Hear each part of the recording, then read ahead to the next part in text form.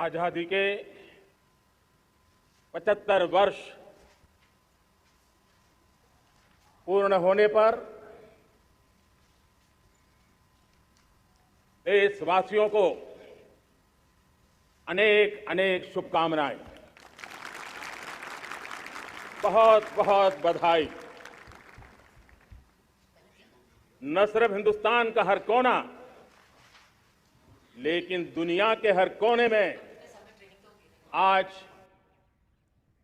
किसी न किसी रूप में भारतीयों के द्वारा या भारत के प्रति अपार प्रेम रखने वालों के द्वारा विश्व के हर कोने में यह हमारा तिरंगा आन बान शान के साथ लहरा रहा है। मैं विश्व भर में फैले हुए भारत प्रेमियों को, भारतीयों को आजादी के इस अमृत महोत्सव की बहुत बहुत बधाई देता हूं। आज का ये दिवस ऐतिहासिक दिवस है। एक पुण्य पड़ाव, एक नई राह, एक नए संकल्प और नए सामर्थ्य के साथ कदम बढ़ाने का ये शुभ अवसर है। आजादी के जंग में गुलामी का पूरा कालखंड संघर्ष में बीता है। हिंदुस्तान का कोई कोना ऐसा नहीं था, कोई काल ऐसा नहीं था जब देशवासियों ने सैकड़ों सालों तक गुलामी के खिलाफ जंग न किया हो, जीवन न खपाया हो, यातनाएं न झेली हो, आहुति न दी हो। आज हम सब देशवासियों के लिए ऐसे हर महापुरुष को, हर त्यागी को, हर बलिदानी को नमन करने का अवसर है, उनका ऋण स्वीकार करने का अवसर है और उनका स्मरण करते हुए उनके सपनों को जल्द से जल्द पूरा करने का संकल्प लेने का भी अवसर है। हम सभी देशवासी कृतज्ञ हैं पूज्य बापू के, नेताजी सुभाष चंद्र बोस के, बाबा साहब आंबेडकर के, वीर सावरकर के, जिन्होंने कर्तव्य पथ पर जीवन को खपा दिया। कर्तव्य पथ ही उनका जीवन पथ रहा। यह देश कृतज्ञ है मंगल पांडे, तात्या टोपे, भगत सिंह, सुखदेव, राजगुरु, चंद्रशेखर आजाद, अशफाक उल्लाह खां, राम प्रसाद बिस्मिल, अनगिनत ऐसे हमारे क्रांतिवीरों ने अंग्रेजों की हुकूमत की नींव हिला दी थी।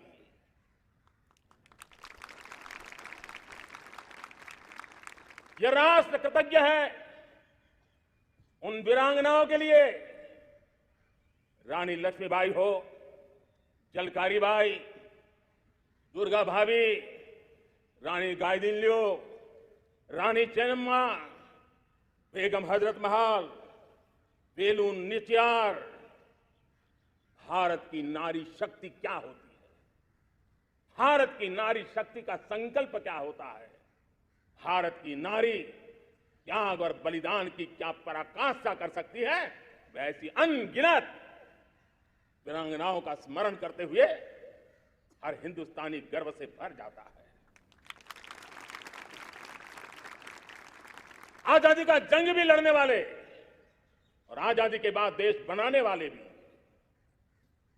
डॉक्टर राजेंद्र प्रसाद जी हो, नेहरू जी हो, सरदार वल्लभ भाई पटेल, श्यामा प्रसाद मुखर्जी, लाल बहादुर शास्त्री, दीनदयाल उपाध्याय, जयप्रकाश नारायण, राम मनोहर लोहिया, आचार्य विनोबा भावे, नानाजी देशमुख, सुब्रमण्यम भारती, अनगिनत ऐसे महापुरुषों को आज नमन करने का अवसर है।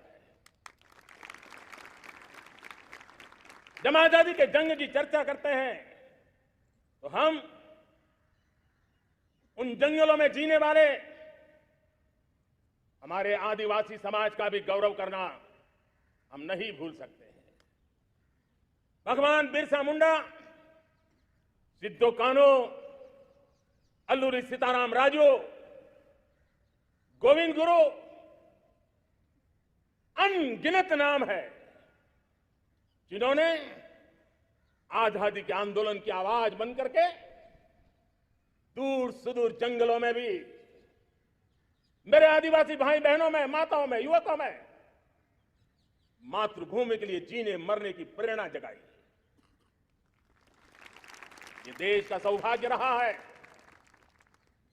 कि आजादी के जंग के कई रूप रहे हैं और उसमें एक रूप वो भी था जिसमें नारायण गुरु हो, स्वामी विवेकानंद हो, महर्षि अरविंदो हो, गुरुदेव रविंद्रनाथ टैगोर हो, ऐसे अनेक महापुरुष हिंदुस्तान के हर कोने में, हर कान में भारत की चेतना को जगाते रहे, भारत को चेतनवंत बनाते रहे।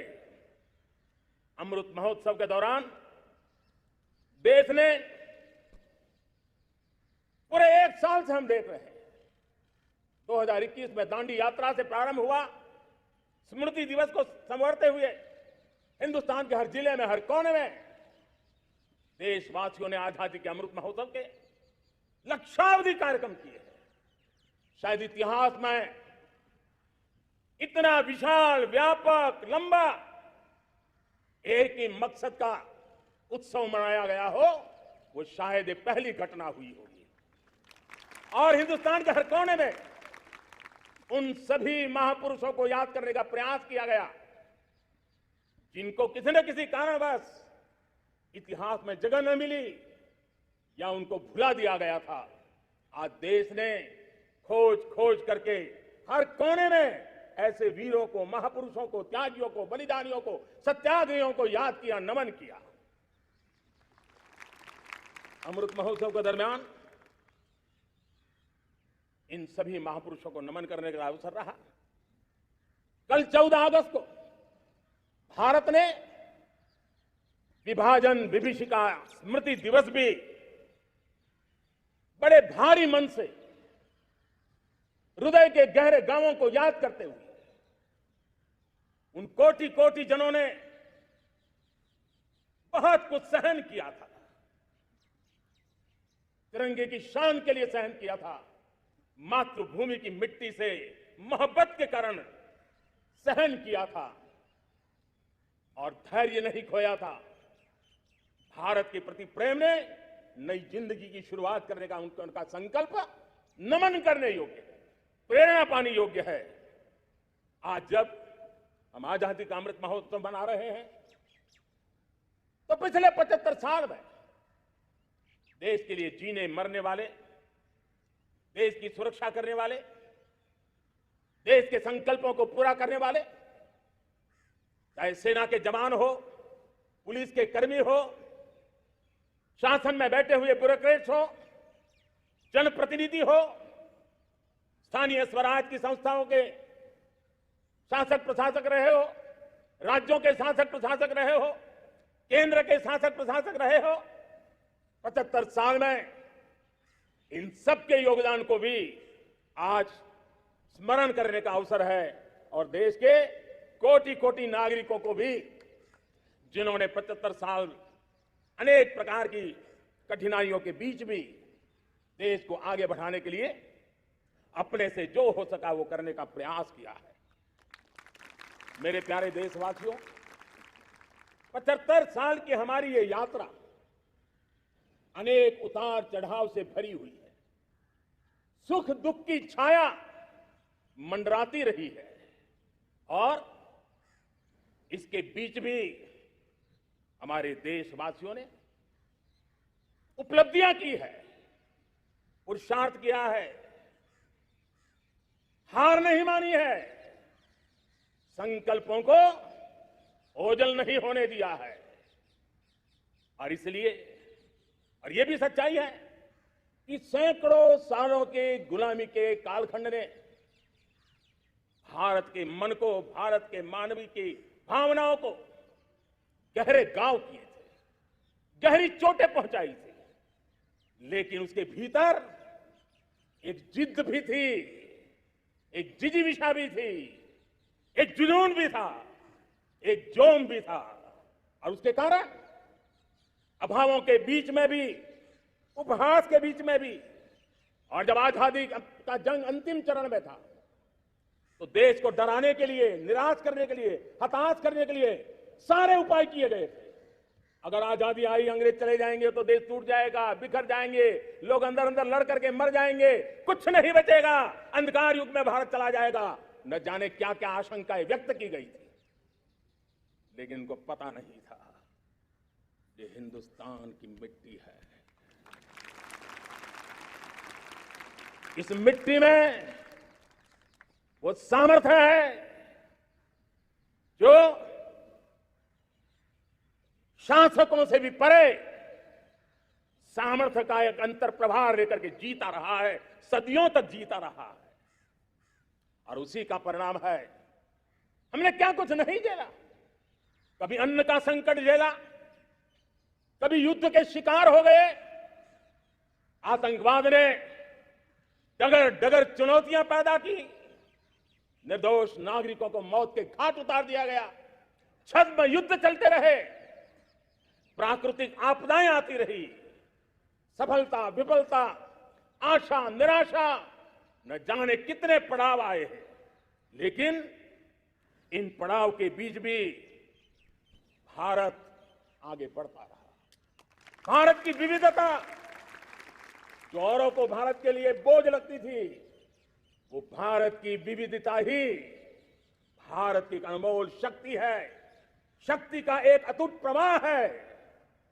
और दुनिया को पता नहीं था कि भारत के पास एक इनहेरेंट सामर्थ्य है, एक संस्कार सरिता है, एक मन मस्तिष्क का, विचारों का बंधन है, और वो है भारत लोकतंत्र की जननी है, मदर ऑफ डेमोक्रेसी है। और जिनके जहन में लोकतंत्र होता है, वे जब संकल्प करके चल पड़ते हैं, वो सामर्थ्य दुनिया की बड़ी बड़ी सल्तनतों के लिए भी संकट का काल लेकर के आती है। ये मदर ऑफ डेमोक्रेसी, ये लोकतंत्र की जननी हमारे भारत ने सिद्ध कर दिया कि हमारे पास ये एक अनमोल सामर्थ्य है। मेरे प्यारे देशवासियों, 75 साल की यात्रा में आशाएं, अपेक्षाएं, उतार चढ़ाव, सब कुछ के बीच में हर एक के प्रयास से हम जहां तक पहुंच पाए थे, पहुंचे थे। और 2014 में देशवासियों ने मुझे दायित्व दिया। आजादी के बाद जन्मा हुआ मैं पहला व्यक्ति था जिसको लाल किले से देशवासियों का गौरवगान करने का अवसर मिला था। लेकिन मेरे दिल में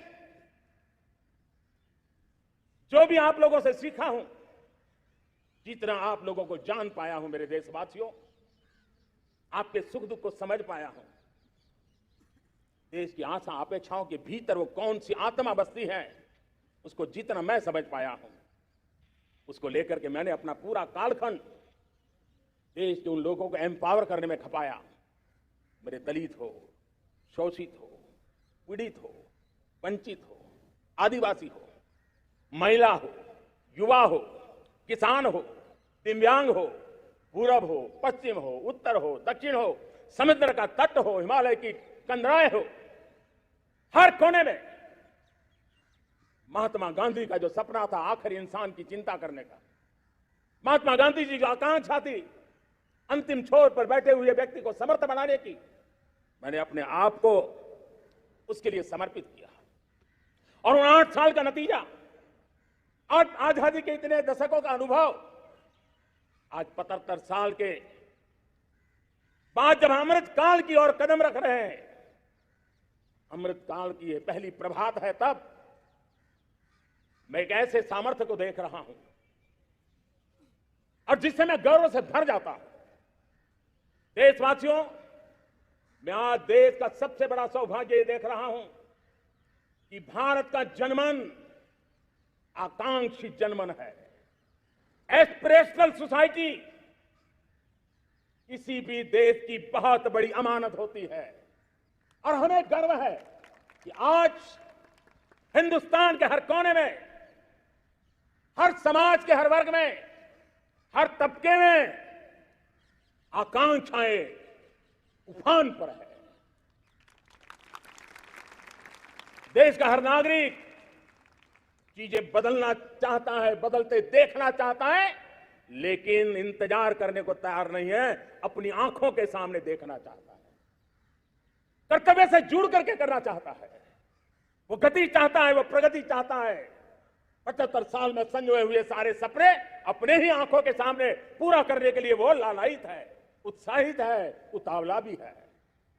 कुछ लोगों को इसके कारण संकट हो सकता है, क्योंकि जब एस्पिरेशनल सोसाइटी होती है तब सरकारों को भी तलवार की धार पे चलना पड़ता है, सरकारों को भी समय के साथ दौड़ना पड़ता है। और मुझे विश्वास है, चाहे केंद्र सरकार हो, राज्य सरकार हो, स्थानीय स्वराज की संस्थाएं हो, किसी भी प्रकार की शासन व्यवस्था क्यों न हो, हर किसी को इन एस्पिरेशनल सोसाइटी को एड्रेस करना पड़ेगा। उनकी आकांक्षाओं के लिए हम ज्यादा इंतजार नहीं कर सकते। हमारे इस एस्पिरेशनल सोसाइटी ने लंबे अरसे तक इंतजार किया है, लेकिन अब वो अपनी आने वाली पीढ़ी को इंतजार में जीने के लिए मजबूर करने को तैयार नहीं है। और इसलिए ये अमृत काल का पहली प्रभात हमें उस एस्पिरेशनल सोसाइटी की आकांक्षाओं को पूरा करने के लिए एक बहुत बड़ा सुनहरा अवसर देकर के आई है। मेरे प्यारे देशवासियों, हमने पिछले दिनों देखा है, एक और ताकत का हमने अनुभव किया है, और वो है भारत में एक सामूहिक चेतना का पुनर्जागरण हुआ। एक सामूहिक चेतना का पुनर्जागरण। आजादी के इतने संघर्ष में से जो अमृत था, मैं समझता हूं कि चेतना का जागरण, ये पुनर्जागरण, ये हमारी सबसे बड़ी अमानत है। और ये पुनर्जागरण देखिए, 10 अगस्त तक लोगों को पता तक नहीं होगा शायद कि देश के भीतर कौन सी ताकत है, लेकिन पिछले 3 दिन से जिस प्रकार से तिरंगे झंडे को लेकर के, तिरंगा की यात्रा लेकर के देश चल पड़ा है, बड़े बड़े सोशल साइंस के एक्सपर्ट्स ये भी शायद कल्पना नहीं कर सकते कि मेरे भीतर के अंदर कितने, मेरे देश के भीतर कितना बड़ा सामर्थ्य है। एक तिरंगे झंडे ने दिखा दिया है। यह पुनर्चेतना, पुनर्जागरण का पल है। ये लोग समझ नहीं पाए हैं। जब देश जनता कर्फ्यू के लिए हिंदुस्तान का हर कोना निकल पड़ता है, तब उस चेतना की अनुभूति है। जब देश ताली थाली बजा करके कोरोना वॉरियर के साथ कंधे से कंधा मिला करके खड़ा हो जाता है, तब चेतना की अनुभूति होती है। जब दिया जला करके कोरोना वॉरियर की शुभकामना देने के लिए देश निकल पड़ता है, तब उस चेतना की अनुभूति होती है। दुनिया कोरोना के कालखंड में वैक्सीन लेना या न लेना, वैक्सीन काम का है कि नहीं है, उस उलझन में जी रहा था। उस समय मेरे देश के गांव गरीब भी 200 करोड़ डोज दुनिया को चौंका देने वाला काम करके दिखा देते हैं। यही चेतना है, यही सामर्थ्य है। इस सामर्थ्य ने आज देश को एक नई ताकत दी है। मेरे प्यारे भाइयों बहनों, तीसरा एक महत्वपूर्ण सामर्थ्य मैं देख रहा हूं। जैसे एस्पिरेशनल सोसाइटी, जैसे पुनर्जागरण, वैसे ही आजादी के इतने दशकों के बाद पूरे विश्व का भारत की तरफ देखने का नजरिया बदल चुका है। विश्व भारत की तरफ गर्व से देख रहा है, अपेक्षा से देख रहा है। समस्याओं का समाधान भारत की धरती पर दुनिया खोजने लगी है। दोस्तों, विश्व का यह बदलाव, विश्व की सोच में यह परिवर्तन 75 साल की हमारी अनुभव यात्रा का परिणाम है। हम जिस प्रकार से संकल्पों लेकर चल पड़े हैं, दुनिया इसे देख रही है और आखिरकार विश्व भी उम्मीदें लेकर के जी रहा है। उम्मीदें पूरे करने का सामर्थ्य कहां पड़ा है वो उसे दिखने लगा है। मैं इसे त्रिशक्ति के रूप में देखता हूं, 3 सामर्थ्य के रूप में देखता हूं। और ये त्रिशक्ति है एस्पिरेशन की, पुनर्जागरण की और विश्व की उम्मीदों की। और इसे पूरा करने के लिए हम जानते हैं दोस्तों, आज दुनिया में एक विश्वास जगने में मेरे देशवासियों की बहुत बड़ी भूमिका है। 130 करोड़ देशवासियों ने कई दशकों के अनुभव के बाद स्थिर सरकार का महत्व क्या होता है, राजनीतिक स्थिरता का महत्व क्या होता है, पॉलिटिकल स्टेबिलिटी दुनिया में किस प्रकार की ताकत दिखा सकती है, नीतियों में कैसा सामर्थ्य होता है, उन नीतियों पर विश्व का कैसे भरोसा बनता है, ये भारत ने दिखाया है और दुनिया भी इसे समझ रही है।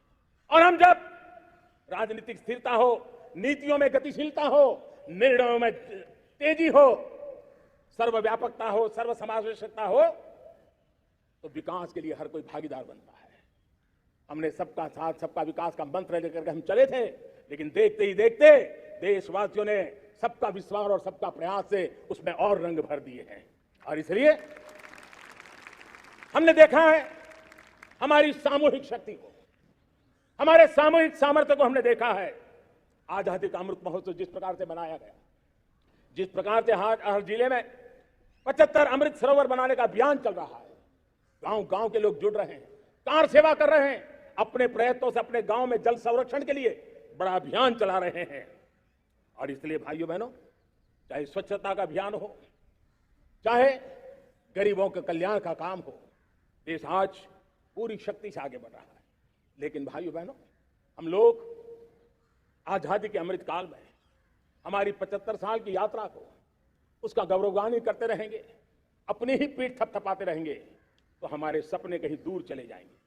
और इसलिए 75 साल का कालखंड कितना ही शानदार रहा हो, कितने ही संकटों वाला रहा हो, कितने ही चुनौतियों वाला रहा हो, कितने ही सपने अधूरे दिखते हो, उसके बावजूद भी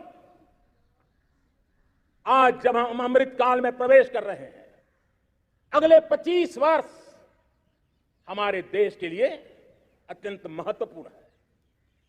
और इसलिए जब मैं आज मेरे सामने लाल किले पर से 130 करोड़ देशवासियों के सामर्थ्य का स्मरण करता हूं, उनके सपनों को देखता हूं, उनके संकल्पों की अनुभूति करता हूं, तो साथियों मुझे लगता है आने वाले 25 साल के लिए हमें उस 5 पंच प्राण पर अपनी शक्ति को केंद्रित करनी होगी, अपने संकल्पों को केंद्रित करना होगा, अपने सामर्थ्य को केंद्रित करना होगा। और हमें उन पंच प्राण को लेकर के 2047 जब आजादी के 100 साल होंगे, आजादी के दीवानों के सारे सपने पूरे करने का जिम्मा उठा करके चलना होगा। जब मैं पंच प्राण की बात करता हूं, तो पहला प्राण, अब देश बड़े संकल्प लेकर के ही चलेगा, बहुत बड़े संकल्प लेकर के चलना होगा। और वो बड़ा संकल्प है विकसित भारत। अब उससे कुछ कम नहीं होना चाहिए, बड़ा संकल्प। दूसरा प्राण है किसी भी कोने में हमारे मन के भीतर, हमारे आदतों के भीतर गुलामी का एक भी अंश अगर भी अभी भी है, तो उसको किसी भी हालत में बचने नहीं देना। अब 100% सैकड़ों साल की गुलामी ने जहां हमें जकड़ कर रखा है, हमारे मनोभाव को बांध करके रखा हुआ है, हमारी सोच में विकृतियां पैदा करके रखी है, हमें गुलामी की छोटी सी छोटी चीज भी कहीं नजर आती है, हमारे भीतर नजर आती है, हमारे आसपास नजर आती है, हमें उससे मुक्ति पानी ही होगी। यह हमारा दूसरी प्राण शक्ति है। तीसरी प्राण शक्ति, हमें हमारी विरासत पर गर्व होना चाहिए, हमारी विरासत के प्रति, क्योंकि यही विरासत है जिसने कभी भारत को स्वर्णिम काल दिया था, और यही विरासत है जो समयानुकूल परिवर्तन करने की आदत रखती है। यही विरासत है जो काल बाह्य छोड़ती रही है, नित्य नूतन स्वीकारती रही है। और इसलिए इस विरासत के प्रति हमें गर्व होना चाहिए। चौथा प्राण वो भी उतना ही महत्वपूर्ण है, और वो है एकता और एकजुटता। 130 करोड़ देशवासियों में एकता, न कोई अपना न कोई पराया। एकता की ताकत, एक भारत श्रेष्ठ भारत के सपनों के लिए हमारा चौथा प्राण है। और पांचवा प्राण है नागरिकों का कर्तव्य। नागरिकों का कर्तव्य जिसमें प्रधानमंत्री भी बाहर नहीं होता है, मुख्यमंत्री भी बाहर नहीं होता है, वो भी नागरिक है। नागरिकों का कर्तव्य, यह हमारे आने वाली 25 साल के सपनों को पूरा करने के लिए एक बहुत बड़ी प्राण शक्ति है। मेरे प्यारे देशवासियों, जब सपने बड़े होते हैं, जब संकल्प बड़े होते हैं, तो पुरुषार्थ भी बहुत बड़ा होता है, शक्ति भी बहुत बड़ी मात्रा में जुट जाती है। अब कोई कल्पना कर सकता है कि देश 40-42 के कालखंड को याद कीजिए। देश उठ खड़ा हुआ था, किसी ने हाथ में झाड़ू लिया था, किसी ने तकली ली थी, किसी ने रेटिया लिया था, किसी ने सत्याग्रह का मार्ग चुना था, किसी ने संघर्ष का मान चुना था, किसी ने क्रांति की वीरता का रास्ता चुना था। लेकिन संकल्प बड़ा था, आजादी। और ताकत देखिए, बड़ा संकल्प था तो आजादी लेके रहे, हम आजाद हो गए। अगर संकल्प छोटा होता, सीमित होता, तो शायद आज भी संघर्ष करने के दिन चालू रहते। लेकिन संकल्प बड़ा था तो हमने हासिल भी किया। मेरे प्यारे देशवासियों, है और इसलिए हमें कर्तव्य पर बल देना ही होगा। यह शासन का काम है कि बिजली 24 घंटे पहुंचाने के लिए प्रयास करे, लेकिन यह नागरिक का कर्तव्य है कि जितनी ज्यादा यूनिट बिजली बचा सकते बचाएं। हर खेत में पानी पहुंचाना सरकार की जिम्मेवारी है, सरकार का प्रयास है, लेकिन पर ड्रॉप मोर क्रॉप, पानी बचाते हुए आगे बढ़ना, मेरे हर खेत से आवाज उठनी चाहिए।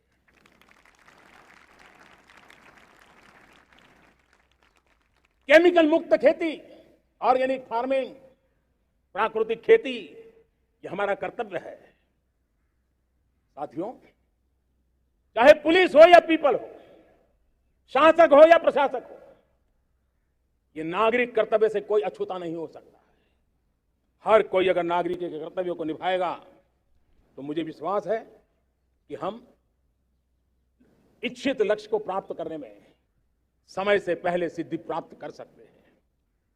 मेरे प्यारे देशवासियों,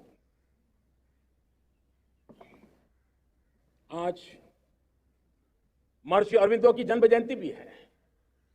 मैं उस महापुरुष के चरणों में नमन करता हूं, लेकिन हमें उस महापुरुष को याद करना होगा जिन्होंने कहा था, स्वदेशी से स्वराज, स्वराज से सुराज। ये उनका मंत्र है। हम सबको सोचना होगा कि हम कब तक दुनिया के और लोगों पर निर्भर रहेंगे। क्या हमारे देश का अन्न की आवश्यकता हो, हम आउटसोर्स कर सकते हैं क्या? जब देश ने तय कर लिया कि हमारा पेट हम खुद भरेंगे, देश ने करके दिखाया कि नहीं दिखाया? एक बार संकल्प लेते हैं तो होता है दोस्त। और इसलिए आत्मनिर्भर भारत, ये हर नागरिक का, हर सरकार का, समाज के हर इकाई का ये दायित्व बन जाता है। ये आत्मनिर्भर भारत, ये सरकारी एजेंडा, सरकारी कार्यक्रम नहीं है। ये समाज का जन आंदोलन है जिसे हमें आगे बढ़ाना है। मेरे साथियों, आज जब ये बात हमने सुनी, आजादी के 75 साल के बाद जिस आवाज को सुनने के लिए हमारे कान तरस रहे थे, 75 साल के बाद वो आवाज सुनाई दी है। 75 साल के बाद लाल किले पर से तिरंगे को सलामी देने का काम पहली बार मेड इन इंडिया तोप ने किया है। कौन हिंदुस्तानी होगा जिसको ये बात, एक आवाज उसे नई प्रेरणा, ताकत नहीं दी। और इसलिए मेरे प्यारे भाई बहनों, मैं आज मेरे देश के सेना के जवानों का हृदय से अभिनंदन करना चाहता हूं। मेरी आत्मनिर्भर की बात को संगठित स्वरूप में, साहस के स्वरूप में मेरी सेना के जवानों ने, सेना नायकों ने जिस जिम्मेवारी के साथ कंधे पे उठाया है, मैं उनको जितनी सैल्यूट करूं उतनी कम है दोस्तों। उनको आज मैं सलाम करता हूं, क्योंकि सेना का जवान मौत को मुट्ठी में लेकर के चलता है। मौत और जिंदगी के बीच में कोई फासला ही नहीं होता है, और तब बीच में वो डट करके खड़ा होता है। और वो मेरा सेना का जवान तय करे कि हम 300 ऐसी चीजों अब लिस्ट करते हैं जो हम विदेश से नहीं लाएंगे, हमारे देश की। ये संकल्प छोटा नहीं है। मुझे इस संकल्प में भारत के आत्मनिर्भर भारत के उज्जवल भविष्य के वो बीज मैं देख रहा हूं, जो इस सपने को वटवृक्ष में परिवर्तित करने वाले हैं। सैल्यूट, सैल्यूट मेरे सेना के अधिकारियों को, सैल्यूट।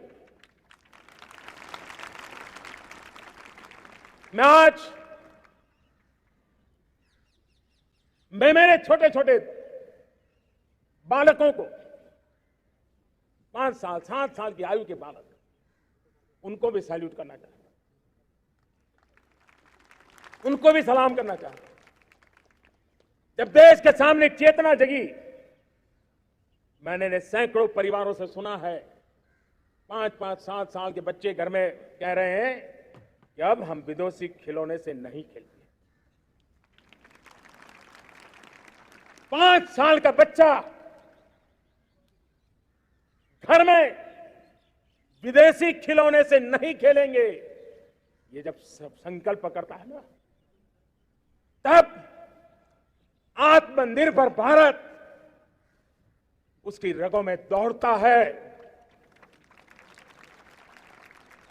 आप देखिए, पीएलआई स्कीम, 1 लाख करोड़ रुपया दुनिया के लोग हिंदुस्तान में अपना नसीब आजमाने आ रहे हैं, टेक्नोलॉजी लेकर के आ रहे हैं, रोजगार के नए अवसर बना रहे हैं। भारत मैन्युफैक्चरिंग हब बनता जा रहा है, आत्मनिर्भर भारत की बुनियाद बना रहा है। आज इलेक्ट्रॉनिक गुड्स मैन्युफैक्चरिंग हो, मोबाइल फोन का मैन्युफैक्चरिंग हो, आज देश बहुत तेजी से प्रगति कर रहा है। जब हमारा ब्रह्मोस दुनिया में जाता है, कौन हिंदुस्तानी होगा जिसका मन आसमान को न छूता होगा दोस्तों।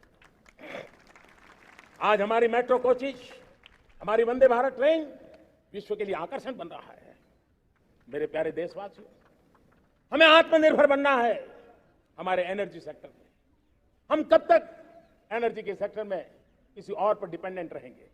और हमें सोलार का क्षेत्र हो, विंड एनर्जी का क्षेत्र हो, रिन्यूएबल के और भी जो रास्ते हो, मिशन हाइड्रोजन हो, बायोफ्यूल की कोशिश हो, इलेक्ट्रिक व्हीकल पर जाने की बात हो, हमें आत्मनिर्भर बन करके इन व्यवस्थाओं को आगे बढ़ाना होगा। मेरे प्यारे देशवासियों, आज प्राकृतिक खेती भी आत्मनिर्भर का एक मार्ग है। फर्टिलाइजर से जितनी ज्यादा मुक्ति, आज देश में नैनो फर्टिलाइजर के कारखाने की नई आशा लेकर के आए हैं।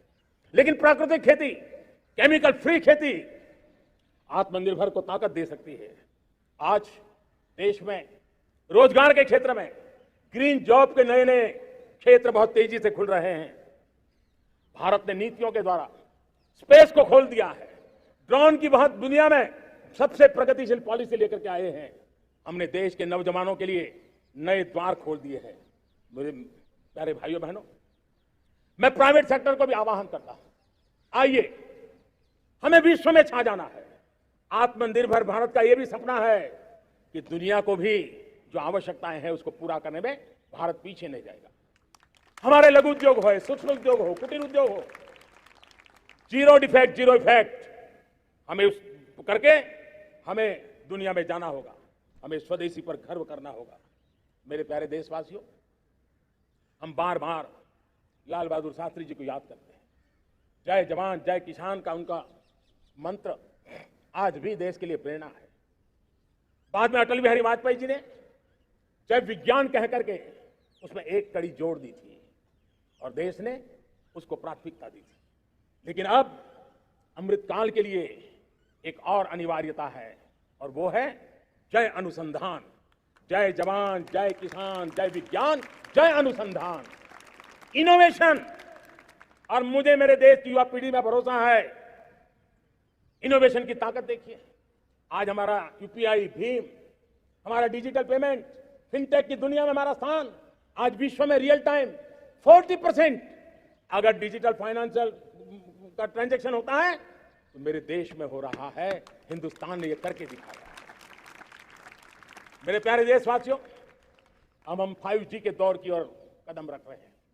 बहुत दूर इंतजार नहीं करना होगा, हम कदम मिलाने वाले हैं। हम ऑप्टिकल फाइबर गांव गांव में पहुंचा रहे हैं। डिजिटल इंडिया का सपना गांव से गुजरेगा, ये मुझे पूरी जानकारी है। आज मुझे खुशी है, हिंदुस्तान के 4 लाख कॉमन सर्विस सेंटर्स गांवों में विकसित हो रहे हैं। गांव के नौजवान बेटे बेटियां कॉमन सर्विस सेंटर चला रही है। देश गर्व कर सकता है कि गांव के क्षेत्र में 4 लाख डिजिटल एंटरप्रेन्योर का तैयार होना और सारी सेवाएं लोग, गांव के लोग उनके यहां लेने के लिए आदी बन जाए, ये अपने आप में टेक्नोलॉजी हब बनने की भारत की जो ताकत है। मेरे प्यारे देशवासियों, ये जो डिजिटल इंडिया का मूवमेंट है, जो सेमीकंडक्टर की ओर हम कदम मार रहे हैं, 5G की ओर कदम मार रहे हैं, ऑप्टिकल फाइबर का नेटवर्क बिछा रहे हैं, ये सिर्फ आधुनिकता की पहचान ऐसा नहीं है। 3 बड़ी ताकतें इसके अंदर समाहित है। शिक्षा में आमूलचूल क्रांति, ये डिजिटल माध्यम से आने वाली है। स्वास्थ्य सेवाओं में आमूलचूल क्रांति डिजिटल से आने वाली है। कृषि जीवन में भी बहुत बड़ा बदलाव डिजिटल से आने वाला है। एक नया विश्व तैयार हो रहा है। भारत उसे आगे बढ़ाने के लिए, और मैं साफ देख रहा हूं दोस्तों, ये डेकेड मानव जात के लिए टेकेड का समय है, टेक्नोलॉजी का डेकेड है। भारत के लिए तो ये टेकेड, जिसका मन टेक्नोलॉजी से जुड़ा हुआ है, आईटी की दुनिया में भारत ने अपना एक लोहा बनवा लिया है, तो ये टेकेड का सामर्थ्य भारत के प्यास है। हमारा अटल इनोवेशन मिशन, हमारे इंक्यूबेशन सेंटर, हमारे स्टार्टअप एक नया पूरा क्षेत्र का विकास कर रहे हैं। युवा पीढ़ी के लिए नए अवसर लेकर के आ रहे हैं। स्पेस मिशन की बात हो, हमारा डीप ओशन मिशन की बात हो, समुद्र की गहराई में जाना हो या हमें आसमान को छूना हो, ये नए क्षेत्र हैं जिसको लेकर के हम आगे बढ़ रहे हैं। मेरे प्यारे देशवासियों, हम इस बात को न भूलें, और भारत ने सदियों से देखा हुआ है, जैसे देश में कुछ नमूना रूप कामों की जरूरत होती है, कुछ बड़ी बड़ी ऊंचाइयों की जरूरत होती है, लेकिन साथ साथ धरातल पर मजबूती बहुत आवश्यक होती है। भारत की आर्थिक विकास की संभावनाएं धरातल की मजबूती से जुड़ी हुई है, और इसलिए हमारे छोटे किसान, उनका सामर्थ्य, हमारे छोटे उद्यमी, उनका सामर्थ्य, हमारे लघु उद्योग, कुटीर उद्योग, सूक्ष्म उद्योग, रेहड़ी पटरी वाले लोग, घरों में काम करने वाले लोग, ऑटो रिक्शा चलाने वाले लोग, बस सेवाएं देने वाले लोग, ये समाज का जो सबसे बड़ा तबका है, इसका सामर्थ्यवान होना भारत के सामर्थ्य की गारंटी है। और इसलिए हमारे आर्थिक विकास की ये जो मूलभूत जमीनी ताकत है, उस ताकत को सर्वाधिक बल देने की दिशा में हमारा प्रयास चल रहा है। मेरे प्यारे देशवासियों, हमारे पास 75 साल का अनुभव है। हमने 75 साल में कई सारी सिद्धियां भी प्राप्त की हैं। हमने 75 साल के अनुभव में नए सपने भी संजोए हैं, नए संकल्प भी लिए हैं। लेकिन अमृतकाल के लिए हमारे मानव संसाधन का ऑप्टिमम आउटकम कैसे हो, हमारी प्राकृतिक संपदा का ऑप्टिमम आउटकम कैसे हो, इस लक्ष्य को लेकर के हमें चलना है। और तब मैं पिछले कुछ सालों से अनुभव से कहना चाहता हूं, आपने देखा होगा आज अदालत के अंदर देखिए, हमारी वकील के क्षेत्र में काम करने वाले हमारी नारी शक्ति किस ताकत के साथ नजर आ रही है। आप ग्रामीण क्षेत्र में जनप्रतिनिधि के रूप में देखिए, हमारी नारी शक्ति किस मिजाज से, समर्पित भाव से अपनी गांवों की समस्याओं को सुलझाने में लगी हुई है। आज ज्ञान का क्षेत्र देख लीजिए, विज्ञान का क्षेत्र देख लीजिए, हमारे देश की नारी शक्ति सिरमौर नजर आ रही है। आज हम पुलिस में देखें, हमारी नारी शक्ति लोगों की सुरक्षा की जिम्मेवारी उठा रही है। हम जीवन के हर क्षेत्र में देखें, खेलकूद का मैदान देखें या युद्ध की भूमि देखें, भारत की नारी शक्ति एक नए सामर्थ्य, नए विश्वास के साथ आगे आ रही है। मैं इसको भारत की 75 साल की जो यात्रा में जो योगदान है, उसमें अब कई गुना योगदान आने वाले 25 साल में मैं मेरी नारी शक्ति का देख रहा हूं, मेरी माताओं बहनों का, मेरी बेटियों का देख रहा हूं। और इसलिए ये सारे हिसाब किताब से ऊपर है, सारे आपके पैरामीटर से अतिरिक्त है। हम इस पर जितना ध्यान देंगे, हम जितने ज्यादा अवसर हमारी बेटियों को देंगे, जितनी सुविधाएं हमारी बेटियों के लिए केंद्रित करेंगे, आप देखना वो हमें बहुत कुछ लौटा करके देगी, वो देश को इस ऊंचाई पर ले जाएगी। इस अमृत काल में जो सपने पूरे करने में जो मेहनत लगने वाली है, अगर हमारी नारी शक्ति की मेहनत जुड़ जाएगी, व्यापक रूप से जुड़ जाएगी, तो हमारी मेहनत कम होगी, हमारा समय सीमा भी कम हो जाएगी, हमारे सपने और तेजस्वी होंगे, और ओजस्वी होंगे, और दैदीप्यमान होंगे। और इसलिए आइए साथियों, हम जिम्मेवारियों को लेकर आगे बढ़े। मैं आज भारत के संविधान के निर्माताओं का भी धन्यवाद करना चाहता हूं, तो उन्होंने जो हमें फेडरल स्ट्रक्चर दिया है, उसके स्पिरिट को बनाते हुए, उसकी भावनाओं का आदर करते हुए हम कंधे से कंधा मिला करके इस अमृत काल में चलेंगे, तो सपने साकार होकर के रहेंगे। कार्यक्रम भिन्न हो सकते हैं, कार्यशैली भिन्न हो सकती है, लेकिन संकल्प भिन्न नहीं हो सकते। राष्ट्र के लिए सपने भिन्न नहीं हो सकते। आइए हम एक ऐसे युग के अंदर आगे बढ़े। मुझे याद है, जब मैं गुजरात का मुख्यमंत्री था, केंद्र में हमारे विचार की सरकार नहीं थी, लेकिन मेरे गुजरात में हर जगह पे मैं एक ही मंत्र लेके चलता था कि भारत के विकास के लिए गुजरात का विकास, भारत का विकास हम कहीं पर भी हो, हम सबके मन मस्तिष्क में रहना चाहिए। हमारे देश के कई राज्य हैं जिन्होंने देश को आगे बढ़ाने में बहुत भूमिका अदा की है, नेतृत्व किया है, कई क्षेत्रों में उदाहरण काम किए हैं। ये हमारे फेडरलिज्म को ताकत देते हैं। लेकिन आज समय की मांग है कि हमें कोऑपरेटिव फेडरलिज्म के साथ साथ कोऑपरेटिव कॉम्पिटिटिव फेडरलिज्म की जरूरत है। हमें विकास की स्पर्धा की जरूरत है। हर राज्य को लगना चाहिए वो राज्य आगे निकल गया, मैं इतनी मेहनत करूंगा, मैं आगे निकल जाऊंगा। उसने ये 10 अच्छे काम किए हैं, मैं 15 अच्छे काम करके दिखाऊंगा। उसने 3 साल में पूरा किया है, मैं 2 साल में करके दिखाऊंगा। हमारे राज्यों के बीच में, हमारी सर्विस सरकार की सभी इकाइयों के बीच में वो स्पर्धा का वातावरण चाहिए जो हमें विकास की नई ऊंचाइयों पर ले जाने के लिए प्रयास करे। मेरे प्यारे देशवासियों, इस 25 वर्ष का अमृतकाल के लिए जब हम चर्चा करते हैं, तब मैं जानता हूं चुनौतियां अनेक है, मर्यादाएं अनेक हैं, मुसीबतें भी हैं, बहुत कुछ है। हम इसको कम नहीं आंकते हैं, रास्ते खोजते हैं, लगातार कोशिश कर रहे हैं। लेकिन 2 विषयों को तो मैं यहां आज चर्चा करना चाहता हूं। चर्चा अनेक विषयों पर हो सकती है, लेकिन मैं अभी समय की सीमा के कारण 2 विषयों पर चर्चा करता हूं। और मैं मानता हूं हमारे इन सारी चुनौतियों के कारण, विकृतियों के कारण, बीमारियों के कारण इस 25 साल का अमृतकाल, उस पर शायद अगर हमने समय रहते नहीं चेते, समय रहते समाधान नहीं किए, तो वो ये विकराल रूप ले सकते हैं। और इसलिए मैं सबकी चर्चा न करते हुए 2 पर जरूर चर्चा करना चाहता हूं। एक है भ्रष्टाचार, दूसरा है भाई भतीजावाद, परिवारवाद। भारत जैसे लोकतंत्र में जहां लोग गरीबी से जूझ रहे हैं,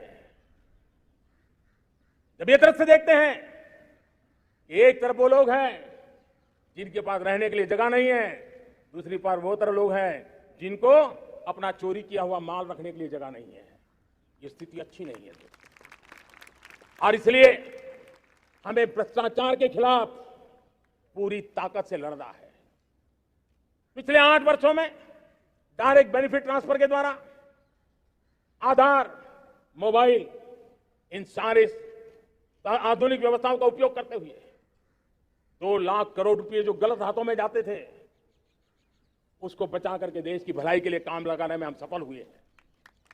जो लोग पिछली सरकारों में बैंकों को लूट लूट करके भाग गए, उनकी संपत्तियां जब्त कर करके वापस लाने की कोशिश कर रहे हैं।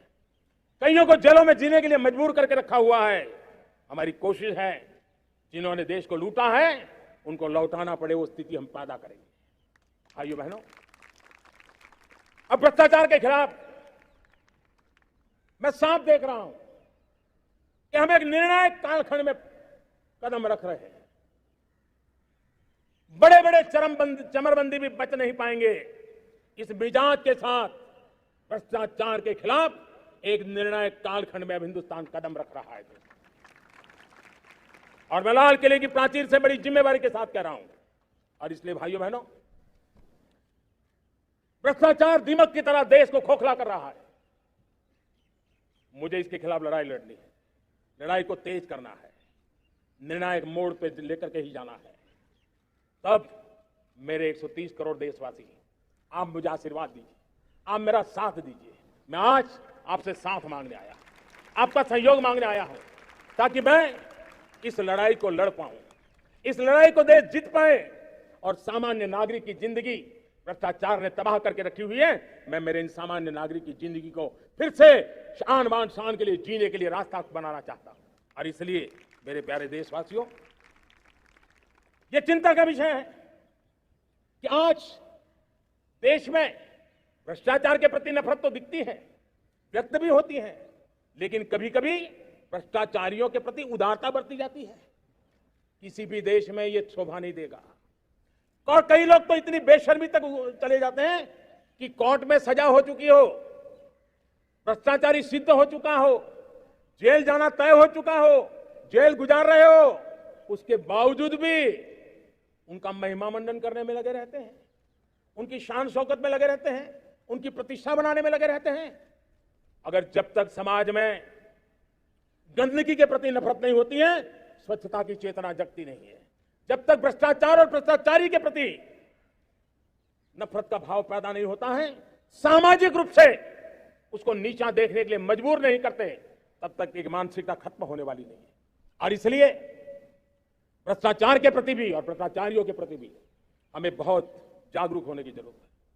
दूसरी एक चर्चा मैं करना चाहता हूं, भाई भतीजावाद।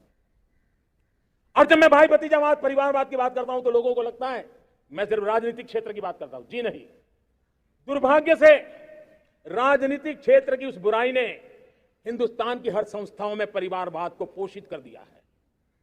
परिवारवाद हमारी अनेक संस्थाओं को अपने में लपेटे हुए है और उसके कारण मेरे देश की टैलेंट को नुकसान होता है, मेरे देश के सामर्थ्य को नुकसान होता है। जिनके पास अवसर की संभावनाएं हैं वो परिवारवाद, भाई भतीजे के बाद बाहर रह जाता है। भ्रष्टाचार का भी कारण यह भी एक बन जाता है ताकि उसका कोई भाई भतीजे के कार्य आसरा नहीं है तो लगता है चलो भाई कहीं से खरीद करके जगह बना लूंगा। इस परिवारवाद से, भाई भतीजावाद से हमें हर संस्थाओं में एक नफरत पैदा करनी पड़ी होगी, जागरूकता पैदा करनी होगी, तब हम हमारी संस्थाओं को बचा पाएंगे। संस्थाओं के उज्जवल भविष्य के लिए बहुत आवश्यक है। उसी प्रकार से राजनीति में भी परिवारवाद ने देश के सामर्थ्य को सबसे सारा अन्याय किया है। परिवारवादी राजनीति परिवार की भलाई के लिए होती है, उसको देश की भलाई से कोई लेना देना नहीं होता है। और इसलिए लाल किले की प्राचीर से तिरंगे झंडे के आन बान शान के नीचे भारत के संविधान का स्मरण करते हुए मैं देशवासियों को खुले मन से कहना चाहता हूं, आइए हिंदुस्तान के राजनीति के शुद्धिकरण के लिए भी, हिंदुस्तान की सभी संस्थाओं के शुद्धिकरण के लिए भी हमें देश को इस परिवारवादी मानसिकता से मुक्ति दिला करके योग्यता के आधार पर देश को आगे ले जाने की ओर बढ़ना होगा।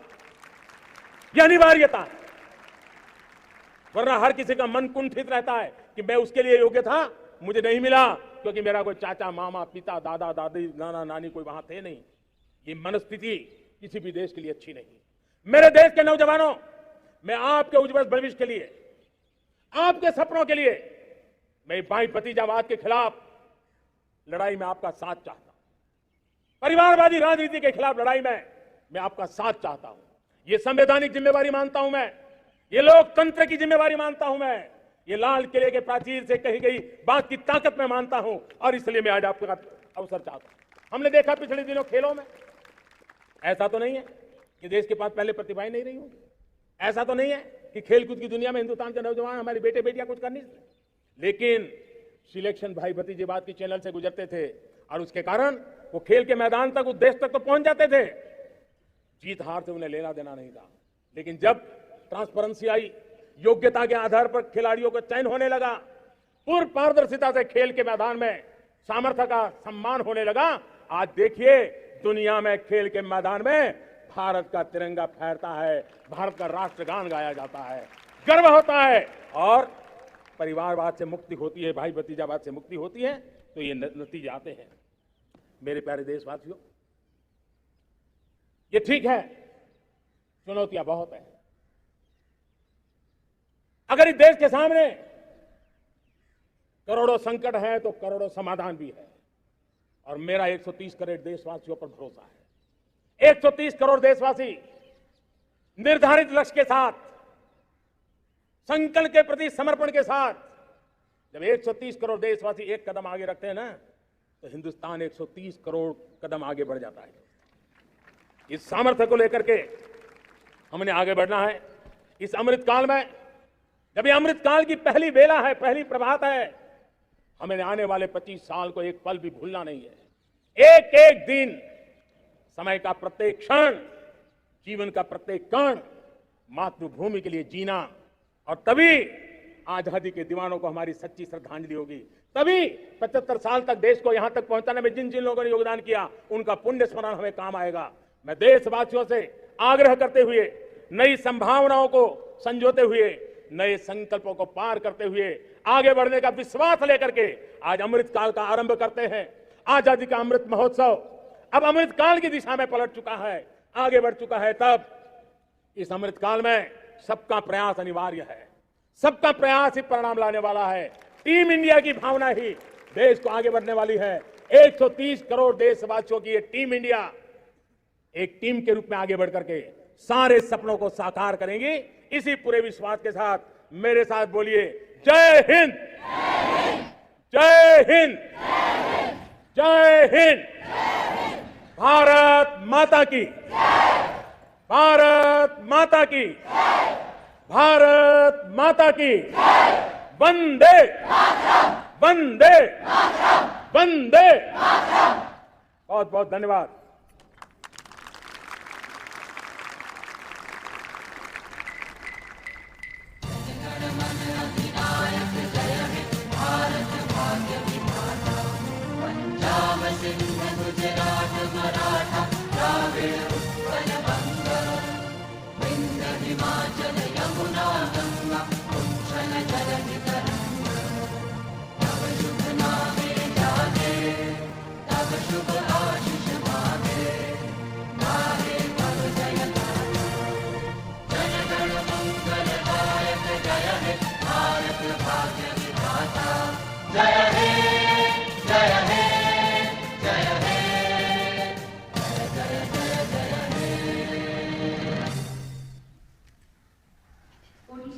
माननीय प्रधानमंत्री जी, देश से आलू की ताक के संबोधन के लिए और भारत की नई जय यात्रा का मार्ग प्रशस्त करने के लिए।